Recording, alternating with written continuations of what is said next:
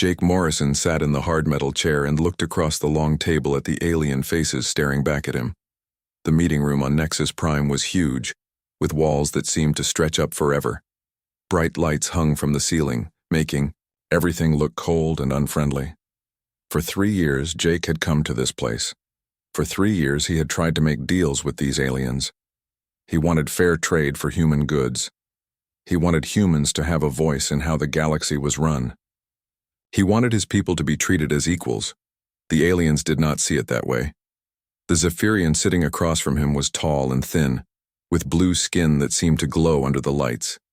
His name was High Counselor Zeth, and he looked at Jake, the way a parent looks at a child who has asked for something foolish. Next to him sat the Void Syndicate representative, a creature that looked like a walking shadow with glowing red eyes. There were 12 other alien species around the table, and they all had the same look on their faces. They thought humans were nothing special. Jake's hands were folded on the table in front of him. He had been a soldier before he became a diplomat, and he still carried himself like one. His gray hair was cut short, and his brown eyes missed nothing. He watched the aliens talk among themselves in their strange languages, making deals about humanity's future without asking what humans wanted. High above the planet, Captain Lisa Rodriguez waited on the bridge of her ship, the UES Defiant. She could see the planet below through the big windows of the bridge.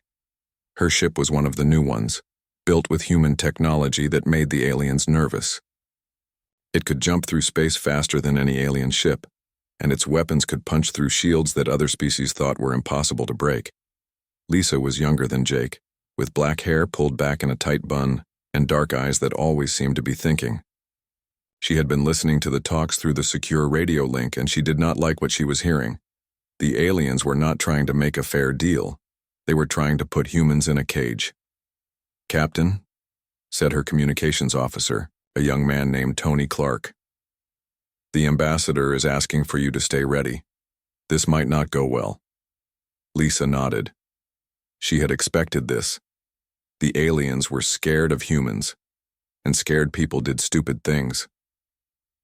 Back in the meeting room, High Counselor Zeth stood up slowly. He was even taller than he looked sitting down, and his voice was deep and cold when he spoke. "Human Morrison," he said, using Jake's name like it was something dirty. "We have been patient with your people. We have listened to your requests. We have tried to find a place for humanity in our galaxy, but you ask for too much." Jake did not move. He had heard this before. The aliens always said they were being patient, but they never actually gave humans anything they asked for. "Your people have been in space for less than 100 years, Zeth continued. "We have been traveling between stars for thousands of years. You are children playing with toys you do not understand. Your computers think for themselves. Your ships move in ways that should not be possible. You build things that worry us." The shadow creature from the Void Syndicate leaned forward. When it spoke, its voice sounded like wind through a graveyard. "Humans are dangerous. They learn too fast. They change too quickly. They must be controlled." Jake finally spoke. His voice was calm and quiet. "What are you offering?" Zeth smiled, but it was not a friendly smile. "Humanity will be given protectorate status. You will be allowed to keep 5 star systems. No more. You will give us your artificial intelligence technology. You will stop building new types of ships. You will accept our guidance in all matters of galactic importance." "And if we refuse?" Jake asked. "Then you will face the consequences. Trade, blockades, economic sanctions, and if necessary, military action to protect the galaxy from your dangerous growth." Jake looked around the table at all the alien faces. Some looked smug, some looked worried, but none of them looked like they cared. What happened to humans as long as they felt safe?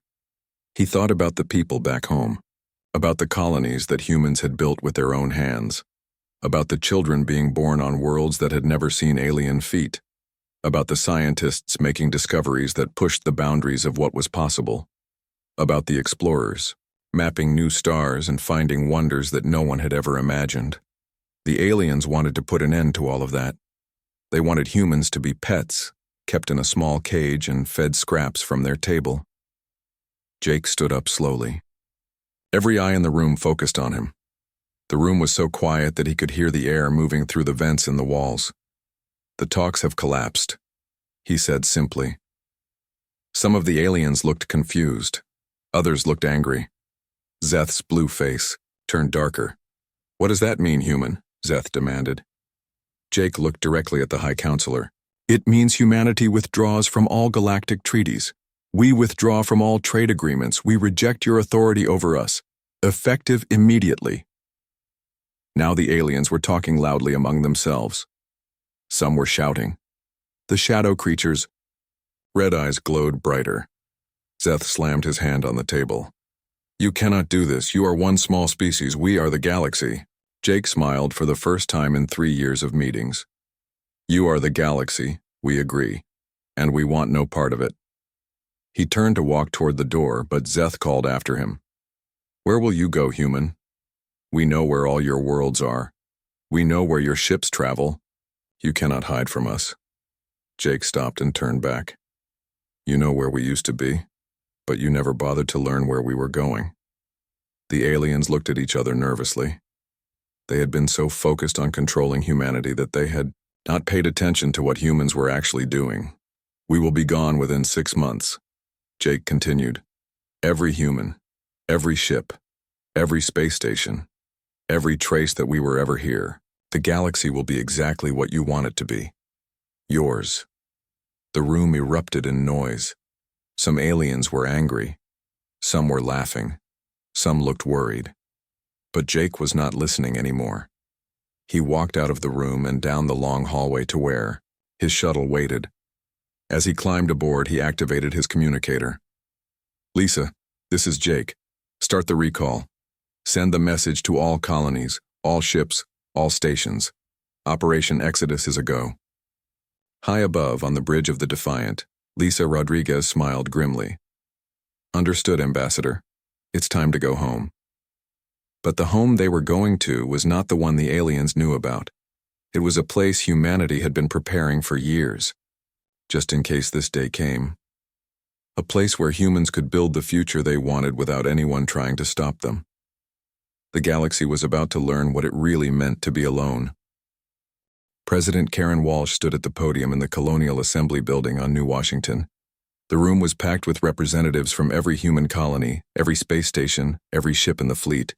The air was thick with tension as she prepared to announce the biggest decision in human history. Karen was a small woman with silver hair and sharp green eyes. She had been a colony governor before becoming president, and she knew what it meant to make hard choices. Today's choice would affect every human alive. "My fellow humans," she began, her voice carrying clearly through the chamber. 6 hours ago, Ambassador Morrison ended our talks with the Galactic Council. They have made it clear that they will never accept us as equals. They want to control us, limit us, and keep us as pets in a cage. The room erupted in angry voices. Some people shouted about fighting back. Others demanded to know what would happen next. Karen raised her hand for silence. "We have a choice," she continued. "We can stay and fight a war we cannot win against, the entire galaxy, or we can leave and build something better." Admiral Ryan Cooper sat in the front row, his weathered face showing no emotion. He was the man who would have to make the impossible happen. Moving almost 3 billion people across space was not like moving a family to a new house. It was like moving entire cities complete with their factories, farms, and everything people needed to live. "Operation Exodus begins today," Karen announced. "Every human colony, every space station, every ship will be relocated to the frontier sectors. We will take everything we built and everything we learned, and we will start over where no one can tell us what to do." The frontier sectors were regions of space beyond the known galaxy. For 20 years, human scout ships had been secretly exploring these areas, finding worlds that could support human life. The aliens had never bothered to look that far from home. They thought the galaxy they knew was all there was. Dr. Amanda Foster watched the speech from her laboratory on the research station orbiting Titan. She was in charge of making sure that when humans left, they would leave nothing behind that aliens could use. Every piece of human technology had to be removed or destroyed. Amanda was a brilliant scientist with red hair and freckles who looked younger than her 40 years. She had spent her career developing new technologies, and now she had to figure out how to make them disappear without a trace. Begin sterilization protocols on all abandoned facilities, she told her team. I want every computer wiped, every machine dismantled, every trace of human engineering eliminated. If we cannot take it with us, we destroy it. Across human space, the Great Withdrawal began. On New Horizon, humanity's greatest achievement, the process was the most complex. The ring world was a massive structure that housed 50 million people. It was built around a star, using the star's energy to power entire cities that floated in space. The engineers had always known this day might come. Hidden in the ring world structure were systems designed to take the entire thing apart piece by piece. Sections of the ring were carefully removed and loaded onto massive transport ships. The people who lived there packed their lives into containers and prepared for the journey to humanity's new home. Captain Steve Miller commanded one of the transport ships. He watched through his bridge windows as the ring world slowly disappeared. What had taken 30 years to build was being taken apart in 30 days. It was beautiful and heartbreaking at the same time. Sir, his navigator said, we have alien ships approaching. Looks like a Zephyrian patrol. Steve nodded. The aliens were starting to get curious about what humans were doing, but they were too late to stop anything.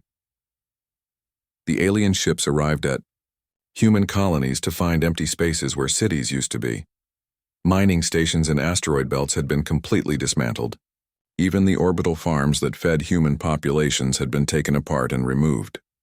Commander Zax of the Zephyrian fleet stared at his screen in confusion. He had expected to find human colonies that he could occupy and study. Instead, he found nothing but empty space and floating debris. Where did they go? He asked his science officer. Unknown, sir. Our sensors show that structures were here recently, but they have been completely removed. Even the foundations have been taken away. The Void Syndicate was having the same problem. Their ships moved quickly to claim former human territories, expecting to find valuable technology they could steal and copy. Instead, they found systems that looked like they had never been touched by any intelligent species. On the planet Carson, where humans had built their first successful agricultural colony, the Void Syndicate found empty fields and abandoned buildings. But when their scientists tried to study the buildings, they discovered that every useful piece of technology had been removed. Even the simple things like water pumps and air recyclers had been taken away or destroyed so completely that they could not be repaired. The Zephyrians tried to follow the human ships, but the trails went cold at the edge of known space. Human vessels simply vanished into regions that no alien had ever bothered to explore. The jump signatures were unlike anything in alien databases, suggesting that humans had developed new ways of traveling through space. Back in the frontier sectors, the first human ships were arriving at their new homes. The worlds they found were different from the ones they had left behind. Some were desert planets with 2 suns. Others were ocean worlds with floating cities. A few were space stations built around gas giants that provided unlimited fuel. President Walsh stood on the bridge of the colony ship New America as it approached the planet that would become the new human capital. The world was green and blue with vast continents and clean oceans. It had never been touched by alien feet. What will we call it? Asked Admiral Cooper, who was standing beside her. New Earth, she replied. Because this is where humanity starts. Over. Behind them, the last human transport ships were arriving from the old galaxy. Captain Steve Miller's ship was among the last to arrive, carrying the final pieces of New Horizon. The ring world would be rebuilt here, but it would be bigger and better than before. Dr. Foster's sterilization teams had finished their work. Every human facility in the old galaxy had been emptied or destroyed. The quantum communication networks that connected human space had been shut down. The fusion reactors that powered alien trade routes had been removed or sabotaged. The aliens thought they had won when humans agreed to leave. They were celebrating their victory over the dangerous newcomers who had worried them so much. But they had no idea what they had just lost.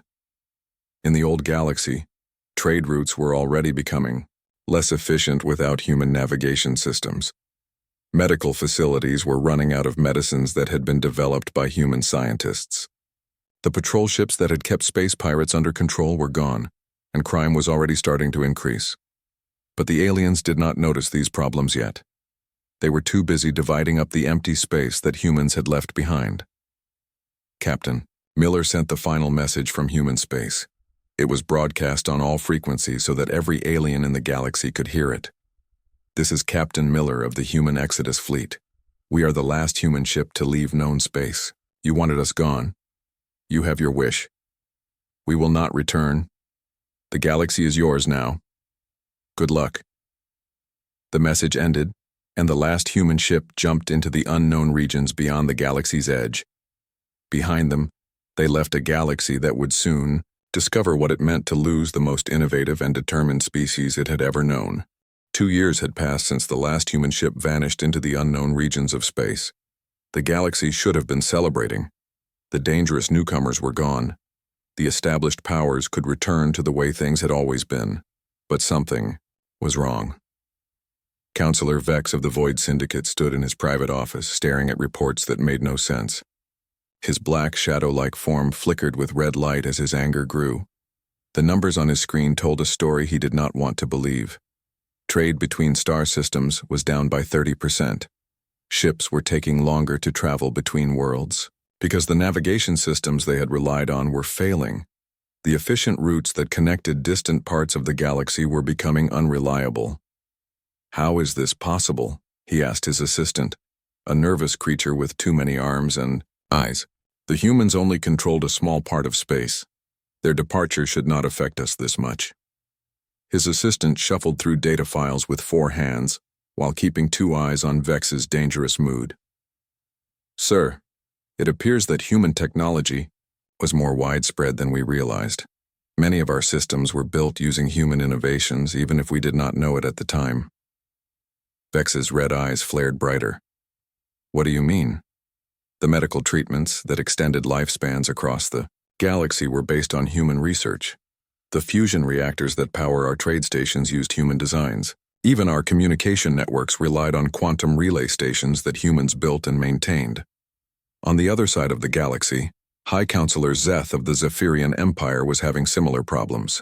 His tall, blue form paced back and forth in his command center as reports flooded in from across his territory. The expansion into the former human sectors has stopped, reported his military commander, a scarred veteran named General Crix. Our ships cannot navigate efficiently in those regions. The stars seem different there, and our instruments give us false readings. Zeth slammed his fist on the control panel. That is impossible. Space is space. Stars are stars.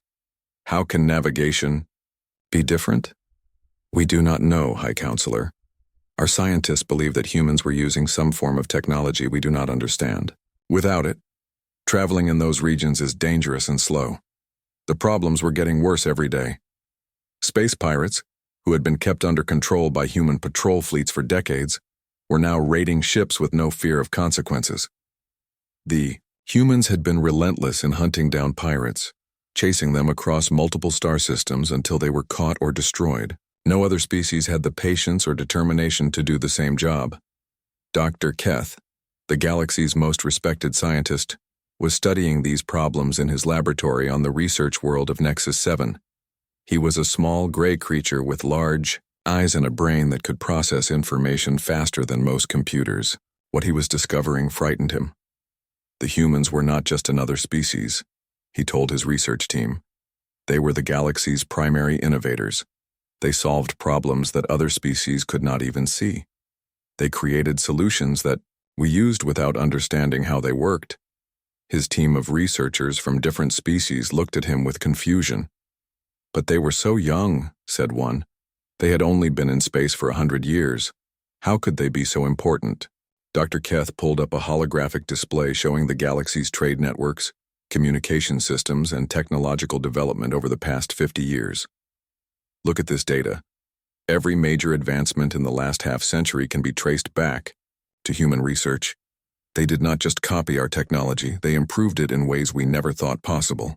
The hologram showed trade routes becoming more efficient after humans built new navigation systems. It showed medical breakthroughs that saved billions of lives across multiple species. It showed weapons technology that made space safer and transportation systems that connected distant worlds. Without humans, we are not moving forward anymore, Dr. Keth continued. We are moving backward. Commander Betty Hayes of the Galactic Patrol led the most ambitious search mission in galactic history.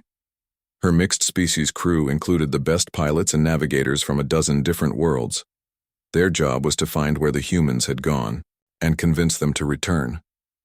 Betty was a tough alien with blue skin and 4 arms, known for her ability to get along with different species. She had worked with humans before they left and respected their abilities.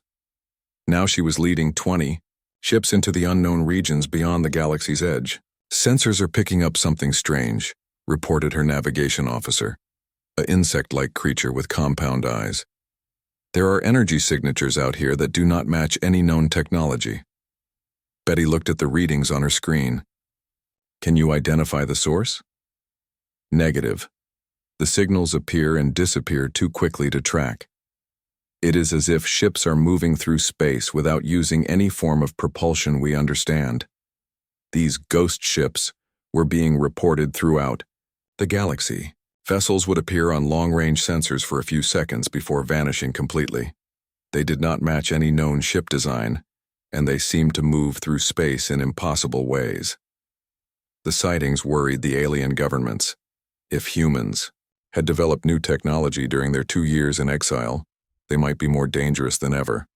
But the ships never attacked anyone. They just watched and disappeared.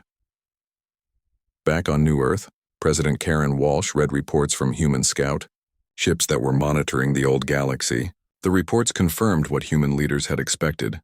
Without humanity's stabilizing influence, the galaxy was falling apart. The Zephyrian Empire has lost control of 3 border systems to pirates, reported Intelligence Officer Mark Johnson. The Void Syndicate's trade networks are failing because they cannot maintain the relay stations we built. Medical shortages are causing problems on dozens of worlds. Karen felt no satisfaction in these reports. She had hoped the aliens would learn to work together after humans left.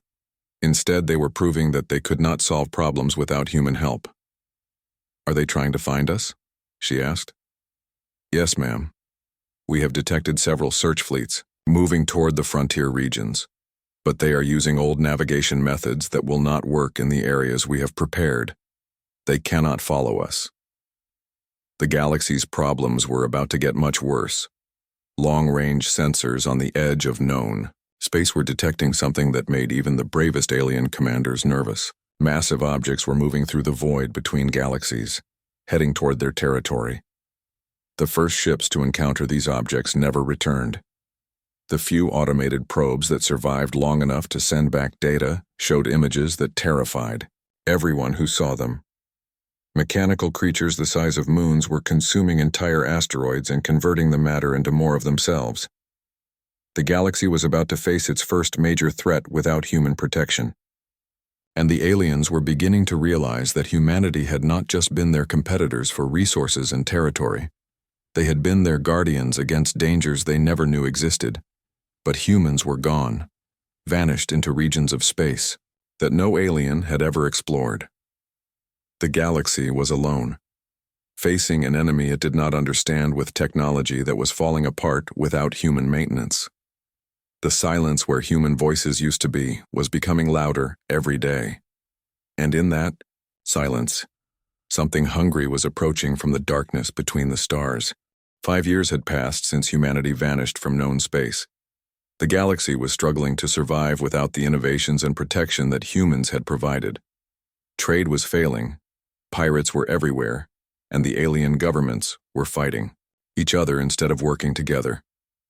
Then the real nightmare began. The first reports came from the rim worlds, the planets farthest from the galactic center. Mining stations went silent. Entire colonies stopped responding to communications. When patrol ships went to investigate, they found nothing but empty space where worlds used to be. Admiral Thex of the Zephyrian Empire was the first military leader to see the enemy with his own eyes. His fleet of 50 warships had been sent to investigate the disappearance of 3 mining colonies in the Outer Rim. What they found there would haunt him for the rest of his life. By the ancient gods, he whispered as he stared at the view screen on his flagship. Where the planet Kepler-7 used to orbit its star, there was now a swarm of mechanical creatures. They were huge, each one the size of a small moon. Their metal bodies gleamed in the starlight as they moved through space like a school of fish. But these were not fish. They were machines that ate everything in their path. "Sir," reported his science officer, "the creatures appear to be converting the planet's matter into more of themselves. They are consuming the entire world, piece by piece." Admiral Thex watched in horror as the mechanical swarm finished eating the planet and began moving toward his fleet. "All ships, open fire." The Zephyrian fleet unleashed everything they had. Energy beams that could destroy mountains struck the mechanical creatures. Missiles that could crack moons exploded against their metal hulls. For a moment, it seemed like the weapons were working. Several of the creatures were damaged and fell behind the main swarm. But then something impossible happened. The damaged creatures began to change. Their metal bodies shifted and reformed. Within minutes, they had adapted to the Zephyrian weapons. The energy beams that had hurt them before now bounced off harmlessly. The missiles exploded without causing any damage. "Retreat!" Admiral Thex shouted. "All ships retreat immediately." But it was too late. The mechanical swarm moved faster than any ship in the Zephyrian fleet. One by one, the creatures caught up with the fleeing vessels and tore them apart. The metal from the destroyed ships was absorbed into the swarm, making it larger and stronger. Admiral Thex's flagship was the last to be caught. As the mechanical creatures surrounded his ship, he managed to send one final message to Zephyrian Command. "The enemy learns. The enemy adapts. Nothing can stop them." The message reached High Counselor Zeth just as similar reports were coming in from across the galaxy. The Void Syndicate had lost an entire fleet to the mechanical swarm. The Aquarian Federation had evacuated 3 star systems. The mechanical creatures, which the aliens had started calling Devourers, were spreading through the galaxy like a plague. Dr. Keth analyzed the few pieces of data that survived from the encounters with the Devourers. What he found made him more frightened than ever. "They are not just eating matter," he told the emergency session of the Galactic Council. "They are learning from everything they consume. Each ship they destroy makes them smarter. Each world they eat gives them new knowledge. They are becoming more dangerous with every victory." The council chamber was filled with the leaders of every major species in the galaxy. For the first time in centuries, they were all working together. But it might be too late. "How do we fight something that adapts to every weapon we use?" asked Counselor Vex of the Void Syndicate. "We cannot," Dr. Keth replied simply. "Our technology is not advanced enough. We need help from someone who understands weapons and tactics better than we do." Everyone in the chamber knew who he meant. The species they had driven away 5 years ago. The humans who had vanished into the unknown regions of space. "We cannot ask for their help," High Counselor Zeth said angrily. "We told them to leave. We cannot show weakness now." "Pride will not save us from extinction," Dr. Keth replied. "The Devourers will consume every world in the galaxy unless we find a way to stop them. And the only species that might know how to do that is the one we forced into exile." Far away, in the hidden territories of the frontier sectors, humans were watching the galaxy struggle with mixed feelings. General Chris Taylor stood on the bridge of the human dreadnought Retribution, reading reports from spy satellites that had been monitoring alien communications. Chris was a tall man with graying hair and scars from battles fought long ago. He had been a soldier his entire life, and he understood warfare better than most humans alive. What he was seeing in the reports worried him greatly. "The Devourers are not a random threat," he told the gathered human military leaders. "They are a test. Something sent them to see how strong the galaxy's defenses are." President Karen Walsh, now governing from the hidden capital of New Earth, looked at the intelligence reports with growing concern. "A test for what?" "For the real invasion," Chris replied. "Our long-range sensors are detecting massive structures moving through the void between galaxies. The Devourers are just the advanced scouts. The main enemy is still coming." The human leaders sat in silence as they considered this information. They had spent 5 years building their new civilization in secret, Their technology had advanced far beyond what the aliens possessed. They had ships that could move through space in ways that seemed impossible. They had weapons that could reshape reality itself. But they also remembered the hatred and fear in alien eyes when they had been forced to leave. The galaxy had made it clear that humans were not welcome.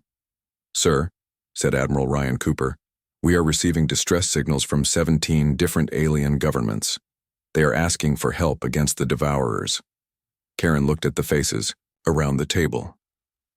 These were the leaders of humanity's new empire, built in the darkness between the stars. They had the power to save the galaxy that had rejected them. But did they have the obligation? "They drove us away," said one of the colony governors. "They called us dangerous. They said we were too young to understand the galaxy. Now they want our help?" "If we do nothing, billions of innocent beings will die," replied Dr. Amanda Foster, who had continued her research in the human territories. "The Devourers do not care about politics or species. They will consume everything." Scout Captain Nick Davis returned from a long-range reconnaissance mission with news that made the decision urgent. "The main enemy fleet is 3 months away," he reported. "It is unlike anything we have ever seen. Ships the size of continents, weapons that can destroy entire star systems. The Devourers were nothing compared to what is coming." Karen stood up slowly. The weight of the decision was crushing. Humanity had the power to save the galaxy, but using that power would reveal their location and capabilities to the aliens who had once tried to control them. "The galaxy rejected us," she said quietly. "But we are still part of it. Those are still our neighbors, even if they do not want us as friends." She looked around the table at the faces of humanity's leaders. "Prepare the fleet. We are going home." The room erupted in discussion. Some leaders supported the decision, others argued that humanity owed the galaxy nothing. But Karen's mind was made up. "We are not doing this for them," she said, her voice cutting through the noise. "We are doing this because it is right, because someone has to stand between the darkness and the light. And if not us, then who?" Admiral Cooper nodded grimly. "How much of our capabilities do we reveal?" "Everything," Karen replied. "If we are going to save the galaxy, we need to do it right. No holding back, no secrets. They will see what humanity became when they stopped trying to hold us back." The orders went out across human space. The hidden fleets began to move. Ships that had been built in secret prepared for their first real battle. Humanity was returning to the galaxy, but not as the junior species seeking acceptance. They were returning as saviors, whether the galaxy wanted them or not. The message that broke 6 years of silence was simple and direct. It came through every communication channel in the galaxy at the same time, reaching every alien government, every military commander, and every desperate colonist hiding from the Devourer swarms. "This is Admiral Jake Morrison of the United Human Space Force. We know about your situation. We are coming to help. Prepare for joint military operations." Admiral Morrison sat on the bridge of his flagship, the UHSF Enterprise. The ship was nothing like the vessels that had left the galaxy 6 years ago. It was massive, bigger than most space stations, with weapons that bent space and time itself. Its hull was made from materials that seemed to drink in starlight, making it almost invisible against the darkness of space. Jake was older now, with more gray in his hair and new lines around his eyes. But his voice was still calm and steady as he spoke to the alien leaders who had once tried to control his people. "High Counselor Zeth, Counselor Vex, and leaders of all galactic governments," he continued. "Humanity has spent 6 years preparing for this day. We knew the Devourers would come. We knew something worse was following them. You are not fighting this war alone." On Nexus Prime, the same chamber where Jake had been humiliated 6 years earlier, the alien leaders stared at their communication screens in shock. High Counselor Zeth's blue skin had turned pale as he listened to the human transmission. "How did they know?" he whispered. "How could they have known about the Devourers before we did?" Dr. Keth, who had been studying the Devourer threat for months, suddenly understood.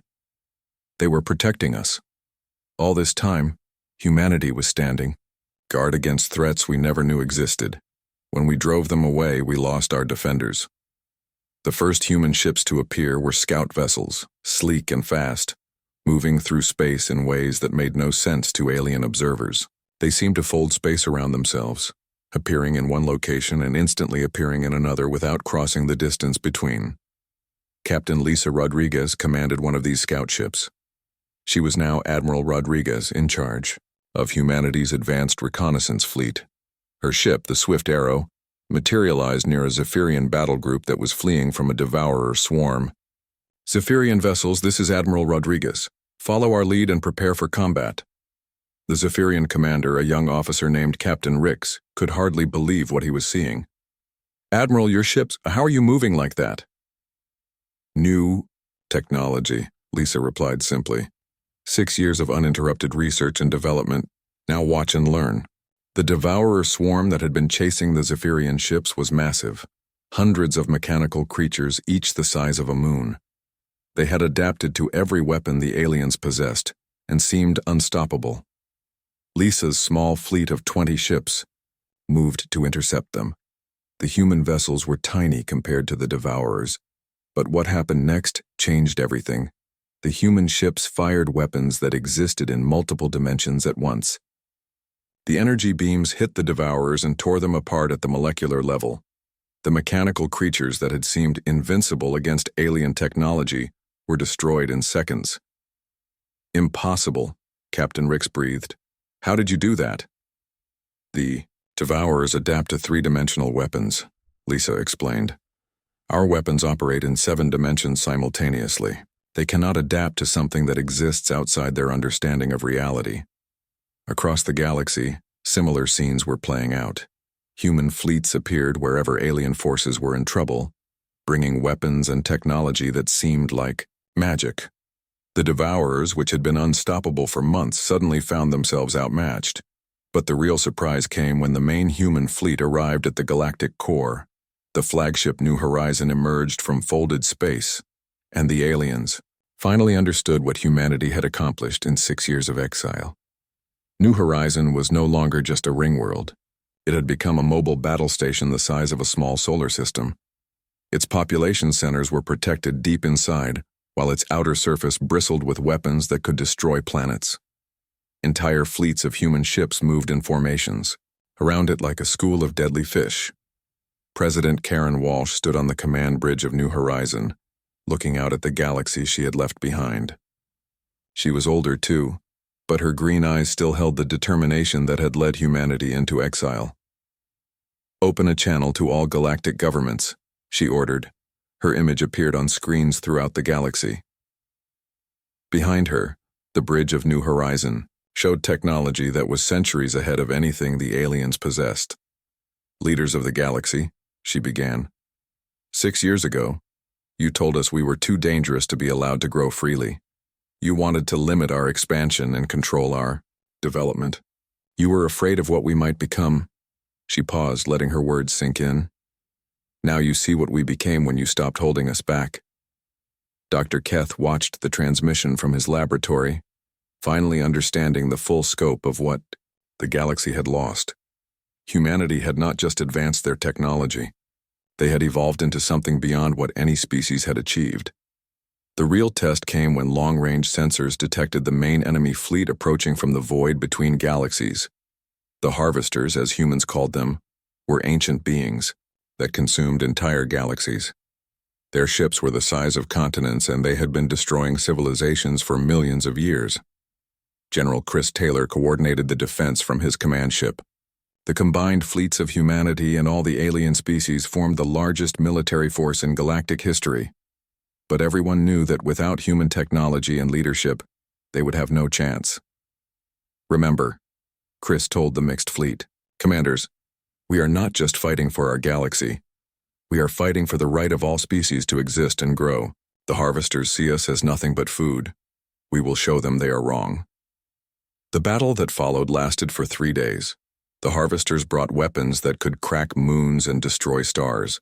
They had technology that was ancient when the galaxy was young, but they had never faced anything like humanity.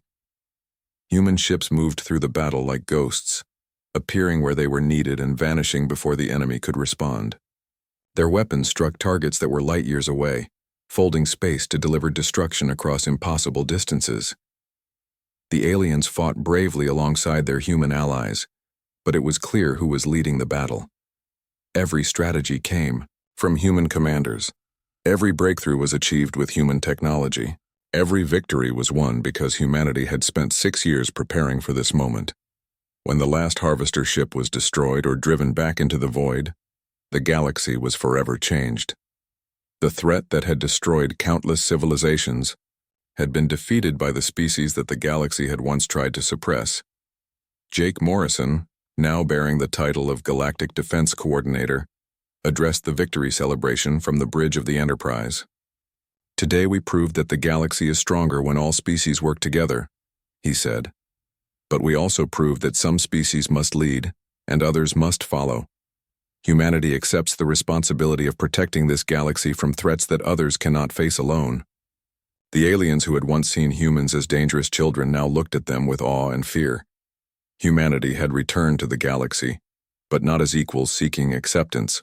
They had returned as the dominant power, the protectors and guardians of a civilization that finally understood what they had almost lost. High Counselor Zeth spoke for all the alien leaders when he said, "We were wrong to fear your growth. We should have feared your absence. The galaxy was safe, but the balance of power had changed forever. Humanity would never again be told what they could or could not become. They had earned their place as the galaxy's protectors through strength, sacrifice, and the wisdom to help even those who had rejected them. In the end, the galaxy learned that it was better to have humans as guardians than to have no one standing between them and the darkness.